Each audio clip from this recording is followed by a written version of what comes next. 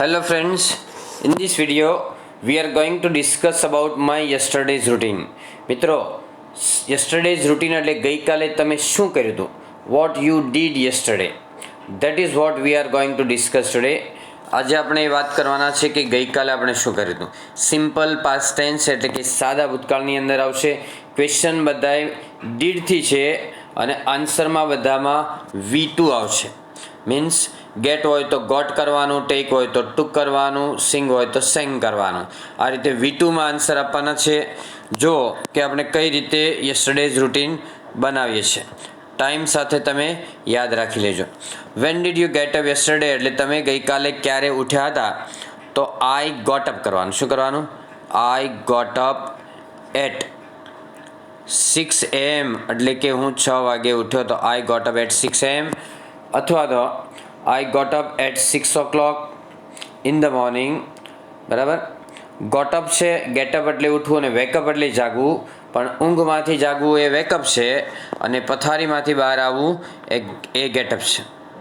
તો I got up at 6 o'clock અથવા તો I get up at 6 in the morning. બીજું યાદ રાખજો મિત્રો, 6 o'clock છે, 6 AM અથવા 6 o'clock કયો તો આ રીતે ઓ પછી એપોસ્ટ્રોફી જેવું ચિહ્ન આવશે. અને ઓ ક્લોક છે રાઉન્ડ ફિગરમાં આવે. 6 o'clock, 7 o'clock, 8 o'clock વચ્ચે નહીં આવે. 6:15 હોય, 6:30 હોય, 6:20 હોય તો એમાં ઓ ક્લોક નહીં આવે, યાદ રાખજો. ચાલો નેક્સ્ટ છે વેન ડીડ યુ બ્રશ એટલે તમે ક્યારે બ્રશ કર્યો હતો.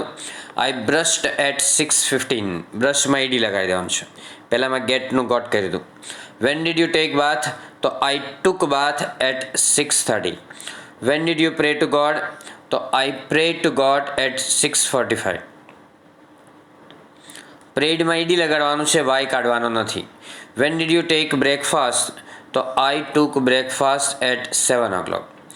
When did you get ready? તો I got ready at 7:15. When did you go to school? તમે સ્કૂલે ક્યારે ગયા હતા? કોઈ કોલેજ જતા હોય, વર્ક પ્લેસ જતા હોય તો એ રીતે લખવાનું છે. તો I went to school at 7:30. ગોનું પાસ્ટ ટેન્સ વેન્ટ કરવાનું, WENT. When did you return from school? Return from એટલે સ્કૂલેથી ક્યારે પાછા આવ્યા? તો I returned from school at 12:30. When did you take lunch? તો I took lunch at 1 PM. When did you do your homework? તો homework ક્યારે કર્યું હતું? તો I did my homework at 3 PM. Did you play any games? તમે કોઈ રમત રમ્યા હતા? અને જો હા હોય તો ક્યારે રમ્યા હતા?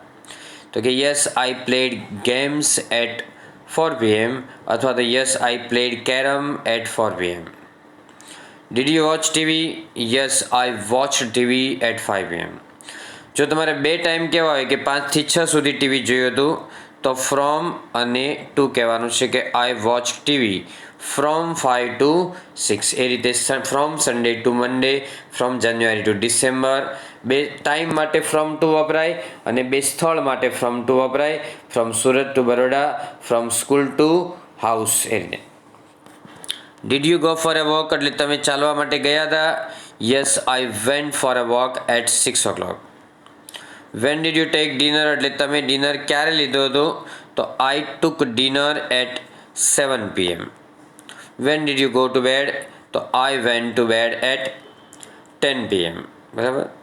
તો હવે તમને આખું યસ્ટરડેઝ રૂટીન તમારે બોલવું હોય તો આમાં થોડાક ફેરફાર સાથે હું કહું છું એમ તમે પણ થોડાક ફેરફાર કરી શકશો. ઓકે. જો તો I got up at 6 o'clock yesterday. Then I brushed. After brushing, I took my bath. Then I prayed to God. I took breakfast at 7 o'clock. After taking breakfast, I got ready.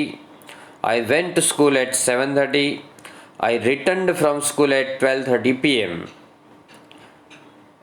I took lunch at 1 o'clock. I did my homework at 3 o'clock. After doing homework, I played games for a while. I watched TV from 6 to 7 અથવા તો 5 to 6 જે આવશે. I went for a walk at 6 o'clock. I took dinner at 7 o'clock. I went to bed at 10 o'clock. So this is what my yesterday's routine is. આ પ્રકારે આપણે simple past ટેન્સમાં ગઈકાલનું routine કહી શકીએ કે જે તમને સ્પોકન ઇંગ્લિશ, ઇન્ટરવ્યૂ, વાઇવા એટલે મૌખિક પરીક્ષા, સ્પીકિંગ ટેસ્ટ આપવાની હોય વિઝા વગેરે, આઈએલટીએસ વગેરેમાં, તો આ પ્રકારના ક્વેશ્ચન તમને પૂછાતા હોય છે. Okay friends, so that's all. Happy learning, happy sharing. Thank you very much.